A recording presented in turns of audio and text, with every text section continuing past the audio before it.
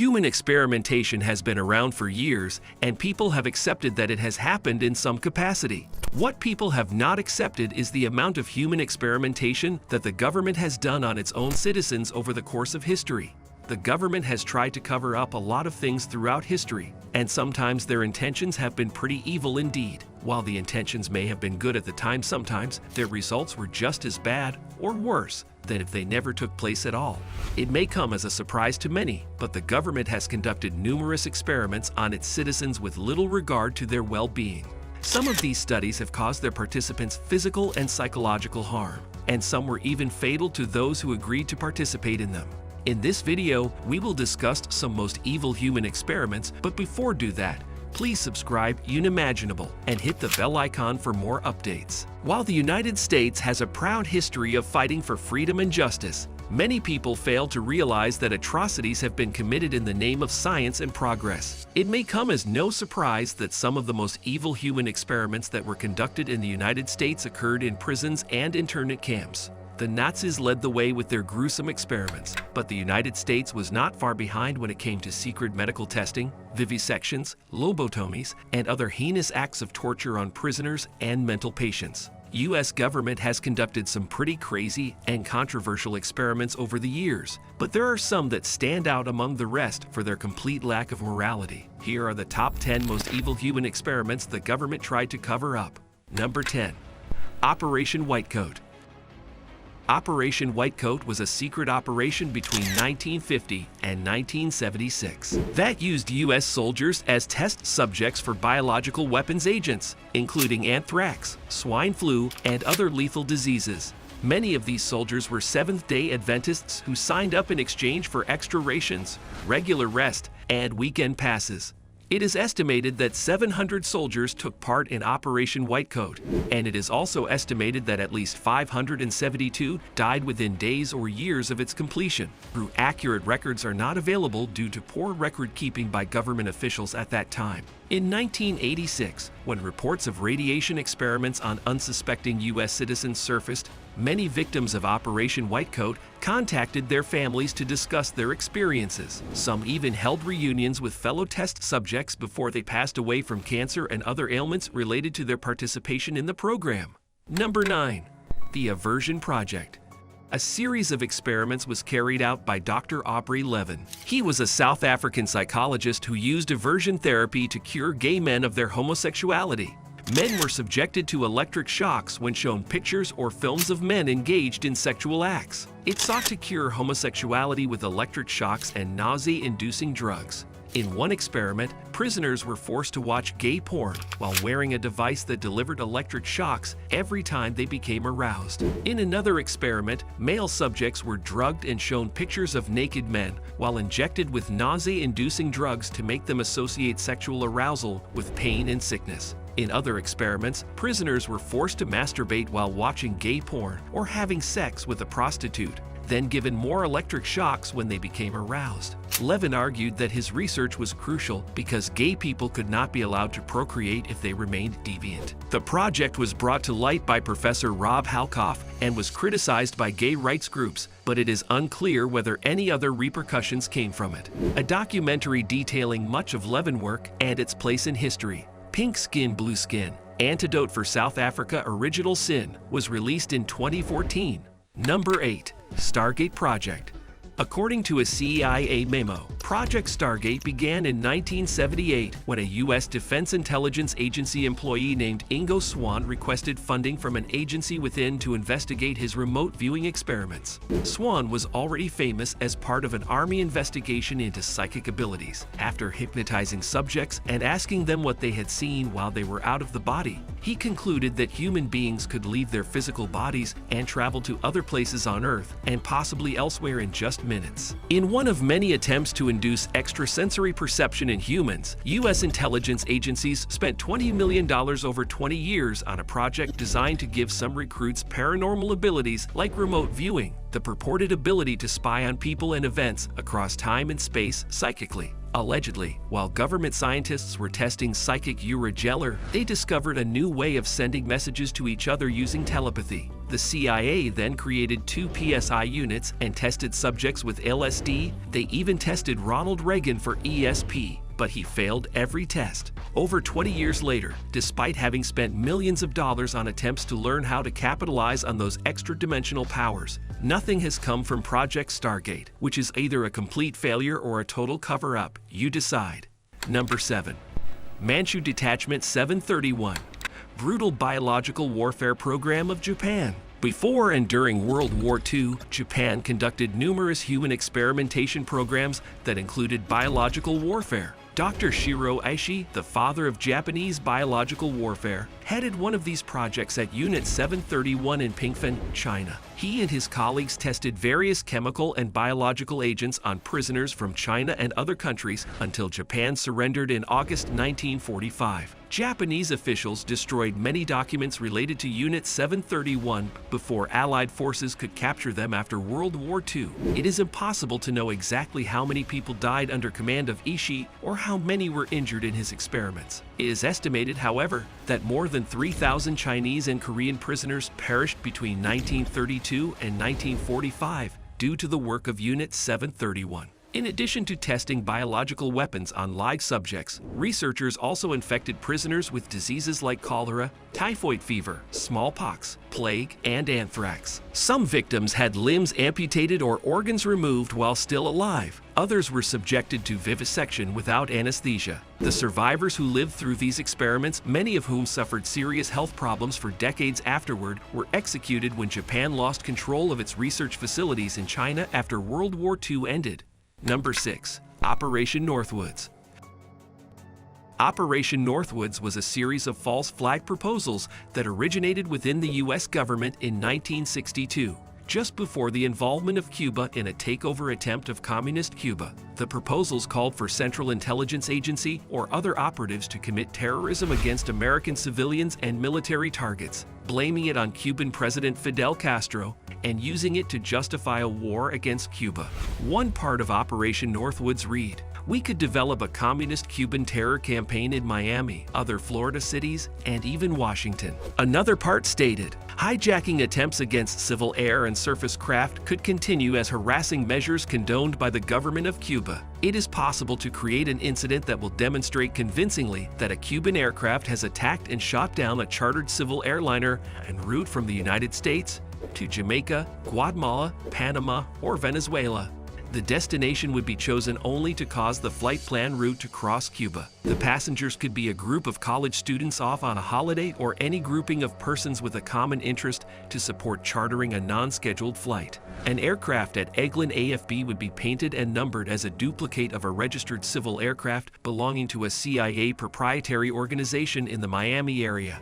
At a designated time, duplicate keys would be placed aboard both planes to be switched from one airport to another while on the route. Number 5. Operation Paperclip.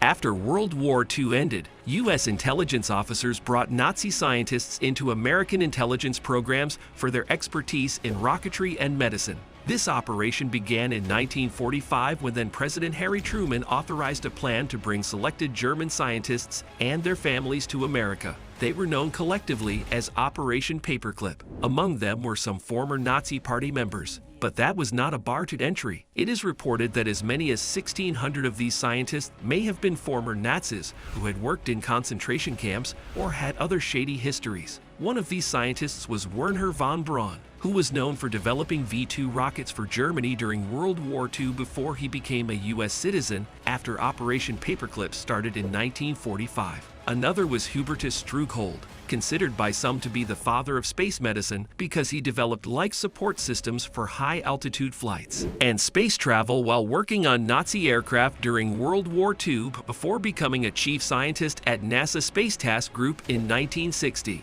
Many of these scientists worked at NASA during the Apollo space program. Number 4. Project MKUltra. In 1953, President Eisenhower approved Project MKUltra, a covert operation designed to give America an advantage in the Cold War through research involving mind control and chemical interrogation. During its 11-year run, officials used drugs and psychological torture against unwitting test subjects, often military personnel or civilians, to develop brainwashing techniques and truth serums. These tests included inducing mental illness through hypnosis and forced isolation and drugs like LSD, PCP, marijuana, cocaine, and amphetamines. Not only did it make members of test groups mentally unstable, but it also led to at least 2 suicides, while others suffered from permanent effects such as memory loss. It was not until 1977 that a congressional hearing exposed MKUltra. However, many documents related to the project have never been revealed to the public. Why? Because they contain sensitive information about CIA employees who were involved with Project MKUltra. This is one of the most notorious experiments ever conducted by our government. It started in 1953 as an effort to counter Soviet and Chinese advances in brainwashing techniques, but quickly turned into an effort to develop mind control techniques that could be used on enemy spies. Many subjects were unwitting participants who had no idea they were being experimented on. Others knew exactly what was happening. Sleep deprivation played a large part in some of these experiments. There have been reports that some people did not sleep for more than 11 days straight as part of these tests. Some subjects also underwent torture and sexual abuse while under drugs such as LSD. Number 3. Operation Midnight Climax. Operation Midnight Climax was a Project MKUltra sub-project, a CIA mind control experiment that went into operation in the 1950s. For 17 years, from 1955 to 1972, U.S. defense contractors worked with CIA agents in a top-secret project called MKUltra. It aimed to investigate whether drugs like LSD could be used in mind control or as truth serums against enemies of national security. A key part of MKUltra was an experiment called Midnight Climax, which took place between 1953 and 1964 at safe houses in New York City, San Francisco, and Marin County. Agents would lure people, paying them for sex. Many unwitting participants were picked up off the streets using a ruse about a party or a job interview. Then they were dosed with LSD without their knowledge or consent. This experiment involved mentally damaging individuals and then carrying out tests on them to see how they would respond under stress. Subjects would be told that a certain stimulus, an electric shock, for example, was a test of their hearing or vision. Those being tested were not informed of what to expect and had no control over it. These experiments became public in 1977 when investigative journalist Seymour Hersh reported on Operation Chaos, and Congress held hearings shortly after. Despite attempts to erase all records of these experiments, some documents have been recovered over time, including a 1963 report that details some of what happened during Midnight Climax sessions. Number 2. Operation Large Area Coverage. Operation LAC dispersed microscopic zinc-cadmium sulfide particles over a wide portion of North America to evaluate the range of weaponization and dispersion possibilities of any chemobioagents. In 1952, members of a test team working with the U.S. Army Chemical Corps conducted a series of tests at Dugway Proving Ground in Utah. An Army summary report on Operation Large Area Coverage aimed to assess how biological and chemical weapons might be used in combat situations. As part of that test program, planes sprayed a cloud of zinc-cadmium sulfide powder mixed with water into the air above Utah for about 5 minutes as they flew in various directions. Even though there is no evidence humans were ever exposed to or affected by either agent during Operation Large Area Coverage, it raises questions about whether military personnel should have been involved with those types of experiments in populated areas. In retrospect, it seems like a bad idea, said Van Sim, who has studied Operation Large Area Coverage extensively. It is not something I would do today. The operation also highlights concerns about what has become known as dual-use research, scientific research that can be applied toward peaceful purposes and the development of weapons of mass destruction. There are legitimate reasons why government researchers may want to study how certain chemicals interact with human populations, but critics say some dual-use research crosses ethical lines because it could potentially cause harm if misused by enemies or terrorists. Many people now consider Operation LAC a case of unethical human experimentation on an unsuspecting public, and it is not even close to being one of the worst cases ever reported by our government or any other nation for that matter, at least not yet. This is where we need your help. Number 1. Tuskegee Syphilis Study. 399 impoverished African American men with syphilis were recruited by Public Health Service physicians in Macon County, Alabama, for a study on the bad blood and given free medical care, meals, and burial insurance for participating in a study from 1932 to 1972. They were told they had bad blood, a local term for several illnesses such as syphilis, anemia, and fatigue. Even though penicillin had become available by 1945, none of these men received treatment for their disease because researchers wanted to track its progression over time. Instead of receiving treatment, information about how to acquire treatment was withheld from them. Doctors told participants that they were receiving free health care from the U.S. government and that any medication would interfere with their experiment results.